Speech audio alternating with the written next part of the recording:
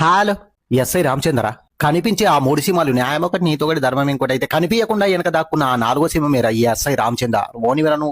నా పేరు దొంగ సార్. దొంగతనానికి వచ్చిన మీ ఇంటికి. మా ఇంట్లో ఏముంటది రైతడి బిందెలు స్టీల్ బాసాలు తప్ప. నేను కూడా అట్లనే అనుకున్నా సార్, కానీ బాగా ఆకలి అవుతుంది, అన్నం పెట్టుకుంటాను, బియ్యం డబ్బాల చేతి పెడితే 50,000 దొరికినాయి. అబ్బా అరే ప్లీజ్ రా, పోయిన నెల జీతం రాదు, ఇడిసబెట్టరా ప్లీజ్. ఇడిసబెడితే ఏమిస్తావు? ఫస్ట్ ప్రైజ్ ఇస్తారా కబడ్డీలన?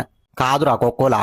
పైసలు ఇడిస పెడతా, కానీ మీ నడి ఇంట్లో కూర్చొని బువ్వ తినిపోతా. ఏం కూర అన్నావు? అదినే వాళ్ళ అమ్మోళ్ళు ఇంటికి పోయిందని ఆమ్లెట్ వేసుకొని తినచ్చిండ్రా. సగం మిగిలితే సినగిలాసలే ఫ్రిడ్జ్ లో పెట్టినా వేసుకో. పచ్చిమిర్చి వేయాలనవా? చల్లలేనరా. ఉల్లిగడ్డ వేసినవా? వెయ్యలేనరా. అసలు నీకు పోలీసు యూనిఫామ్ ఓడిచ్చింది సార్. అవులే కాని వారా, యూనిఫామ్ కోసం 1000 మంది క్యూలో నిలబడితే ఎం సైజ్ నాకు ఒక్కొనికే వచ్చింది. కరెక్ట్ 40 నిమిషాలలో 4 కోడిగుడ్లతో కొత్త ఆమ్లెట్ వేసుకొని మీదికెళ్ళి కొత్తిమీర కూడా వేయాలి, తినిపోతా. దమ్ముంటి టచ్ పట్టుకో. అరే నువ్వు నిజంగా దొంగ అయితే 40 నిమిషాలు కాదు 50 నిమిషాలు ఉండరా. ఎందుకు సార్ జీప్ ఖరాబ్ అయిందా? కాదురా, డీజిల్ అయిపోయింది. కానిస్టేబుల్ గారు పోయింది తీసుకురానా. రాగానే డీజిల్ పోతా, నేను పట్టుకొని బొక్కలేస్తా. అది కాని ముచ్చట సార్. ఇంకోటి చెప్పురి. ఎర్ర బొట్టు దిద్ది ఎండిమే మెరిసిందే.